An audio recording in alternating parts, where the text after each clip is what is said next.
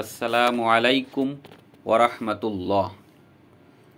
আশা করছি আপনারা সবাই ভালো আছেন। আলহামদুলিল্লাহ, আমিও ভালো আছি। আপনাদের সবাইকে পবিত্র মাহে রমজানের শুভেচ্ছা জানিয়ে শুরু করছি আরও নতুন একটা ভিডিও। আশা করছি আপনারা সবাই মাহে রমজানের শুভেচ্ছা নেবেন। যাই হোক, আজকে নতুন একটা ভিডিও নিয়ে চলে আসছি, একদম আপডেট ভিডিও। এবং আজকের ভিডিওতে মূলত বলা হবে, আজকের ভিডিওতে দেখানো হবে আমার পুকুরটা, এবং তার পাশাপাশি বলা হবে মূলত 2025 সালের শীতের সময় আমার শোল মাছ কেমন ছিল, শোল মাছের পুকুরের পানি কেমন ছিল, এই সব কিছু নিয়ে বিস্তারিত আজকে কথা বলবো। যাই হোক, অলরেডি তো শীত শেষ হয়ে গেছে, অর্থাৎ শীত বিদায় নিয়ে চলে গেছে আমাদের থেকে এবং গরম শুরু হয়ে গেছে। তো 2025 সালে শীতটা কেমন কেটেছে আমার শোল মাছের জন্য, সেটাই মূলত আপনাদেরকে বলবো। তো সেটা যদি বলতে চাই, আমার চাষের বয়সটা হচ্ছে, শোল মাছের চাষের বয়সটা হচ্ছে 21, 22, 23, 24, এখন হচ্ছে 25, অর্থাৎ 5 বছর রানিং চলে। তো এই 5 বছরের ভিতরে বলতে গেলে সব থেকে ভালো গেছে এই বছর, আলহামদুলিল্লাহ, খুবই খুবই ভালো গেছে। মানে যেটা আমি বলছি শীতের সময়ের কথা আর কি। অন্য বছর তো শীতের সময় পুকুরে বিভিন্ন ধরনের সমস্যা হয়, পানি খুব বেশি নষ্ট হয়ে যায় এবং মাছের সমস্যা হয়, মাছের গায়ে সমস্যা হয়, খাওয়া ছেড়ে দেয়, আরও অনেক অনেক সমস্যা হয়ে থাকে। কিন্তু আল্লাহ রহমতে 2025 সালে আমার শীতের ভিতরে তেমন কোনো সমস্যা হয় নাই বললেও চলে। এক কথায় 2025 সালে শীতের সময় আমার পুকুরের পানি খুব বেশি ভালো ছিল, পুকুরের মাছটাও খুব বেশি ভালো ছিল। তবে এই মুহূর্তে যে পানির কালারটা দেখছেন ভিডিওতে হয়তো বা একটু ভালো দেখা যাচ্ছে, কিন্তু বাস্তবে অতটা ভালো না, ঠিক আছে। পানির কালারটা একটু খারাপ হয়ে গেছে, তবে মাছ ভালো আছে, ঠিক আছে, মাছ ভালো আছে, মাছের খাওয়া ঠিকঠাক মতো খাচ্ছে। আরও একটা কথা, সেটা হচ্ছে আমি কিন্তু যেহেতু গরম শুরু হয়ে গেছে, আমি কিন্তু অলরেডি এখন থেকে 2 বেলা করে খাওয়া দিচ্ছি। এতদিন তো 1 বেলা করে খাওয়া দিচ্ছিলাম, 8 থেকে 10 কেজি বলছিলাম। তো এখন কিন্তু আমি দুই বেলা করে খাওয়া দিচ্ছি। তো কত কেজি খাওয়া দিচ্ছি সেটা পরবর্তীতে কোনো একটা ভিডিওতে বলবো। আর যেটা বলছিলাম যে খুব বেশি ভালো ছিল এই 2025 সালে শীতের ভিতর, কোনো ধরনের কোনো অসুবিধা হয় নাই।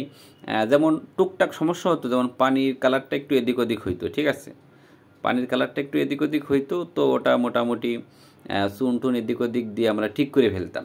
যাই হোক, তবে এবছর ভালো যাওয়ার একটা কারণ আছে, তার কারণ হচ্ছে আমার মনে করেন আমি নিয়মিত, অন্য বছর কিন্তু এগুলো করি না, যে এই বছর নিয়মিত চুন আর লবণ এই দুইটা জিনিস আমি দিয়ে গেছি।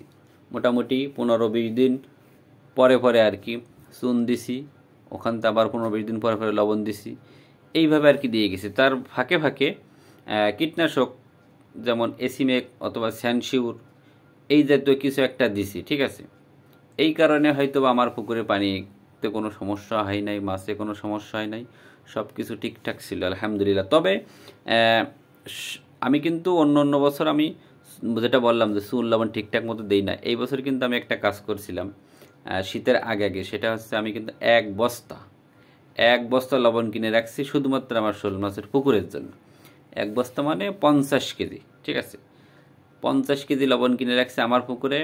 প্রতি 15 দিন পর পর কিন্তু খুব বেশি লবণ দিতে হয় না, মাত্র 2 কেজি লবণ দিতে হয়। তারপরেও আমি 50 কেজি লবণ একবারে কিনে রাখছি, যাতে করে হচ্ছে দেওয়ার সময় অনেক সময় হয় না যে লবণ নাই, দিতে পারছি না, তো এরকমটা যাতে না হয়, এরকম গল্প যাতে না শোনা লাগে, এরকম গান যাতে না শোনা লাগে, সেই কারণে আমি 1 বস্তা লবণ কিনে রাখছিলাম এবং 1 বস্তা চুন কিনে রাখছিলাম, ঠিক আছে। এই কারণে বিশেষ করে এই বছর শীতটা মানে করা হয় না, মানে গ্যাপ দেওয়া হয় না, মোটামুটি দিয়ে গেছি, প্রত্যেক মাসে চুন লবণ এগুলো দিয়ে গেছি, এই জন্য হয়তো বা পানিতে কোনো সমস্যা হয় নাই। আর এর ফাঁকে কিন্তু মাছে একটু সমস্যা হয়ে গেছিলো, সেটা আমরা বুঝতে পারি না এই কারণে, যেহেতু খুব শীতের ভিতরে মাছ উপরে আসে না, দেখা যাচ্ছে মাছের চলাফেরা, মাছে কিভাবে ভেসে আছে ওই ভাষাটা দেখলেও কিন্তু অনেক সময় বোঝা যায় যে এই মাছটা অসুস্থ অথবা এই মাছটা সুস্থ। তো শীতের ভিতরে যেহেতু উপরে আসতো না ওরা, তো ঔষধ তো দিয়ে গেছি নিয়মিত, তার ফাঁকে কিন্তু একটা সমস্যা হয়ে গেছিলো, সেটা আমরা এখনই আর কি বুঝতে পারছি। যেমন এখন যেহেতু গরমের সময় মাছ ভাসছে, আমরা পুকুরে জাল ফেলাইছিলাম, ঠিক আছে, খেপলা জাল দিয়ে মাছ ধরে আর কি মূলত চেক করছিলাম, সেটা অবশ্য পরবর্তী কোনো একটা ভিডিওতে দেখাবো মাছ ধরার দৃশ্য। তো মাছ চেক করতে যখন গেছি তখন আমরা আর কি বিষয়টা ধরা পড়ছে, সেটা হচ্ছে মানে পোকা হয়ে গেছিলো আর কি, ঠিক আছে, মাছের গায়ে পোকা হয়ে গেছিলো। সেটা কেমনে বুঝলাম, মাছটা ধরার পরে মানে ওদের মাথার পুরা উপর নিয়ে সব সাইডে হচ্ছে ছিদ্র, মানে ভরপুর ছিদ্র আর কি। তবে সব মাছে না, কিছু কিছু মাছে ছিদ্র পাইছি খুব বেশি, আবার কিছু কিছু মাছ কোনো সমস্যা ছিল না, ঠিকঠাক ছিল।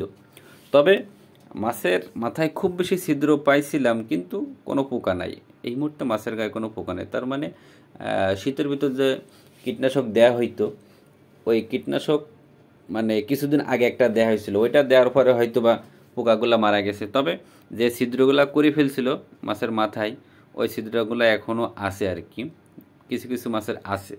যাই হোক, তো সব মিলে আলহামদুলিল্লাহ খুব ভালো গেছে এই বছর শীতটা।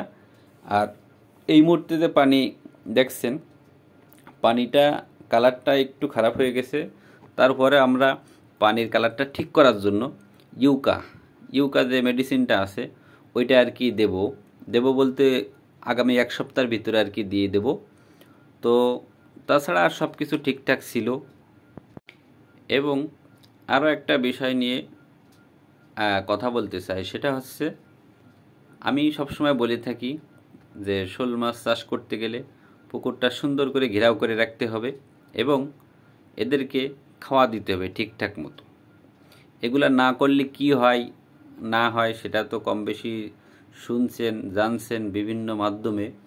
তো শোল মাছের পুকুর ঘেরাও করে না রাখলে কি হয়, সেটা একটা নমুনা দেখাবো আপনাদেরকে। আজকে না, মানে একটা ভিডিও আছে আর কি, সেই ভিডিওতে আমি বিস্তারিত বলবো যে আসলে ঘেরাও করে না রাখলে কি হয়। যেমন আমাদের বাড়িতে একটা পুকুর, শোল মাছ না চাষ করা হয় না, কিন্তু সেখানে শোল মাছে বাচ্চা দিয়েছিল আর কি।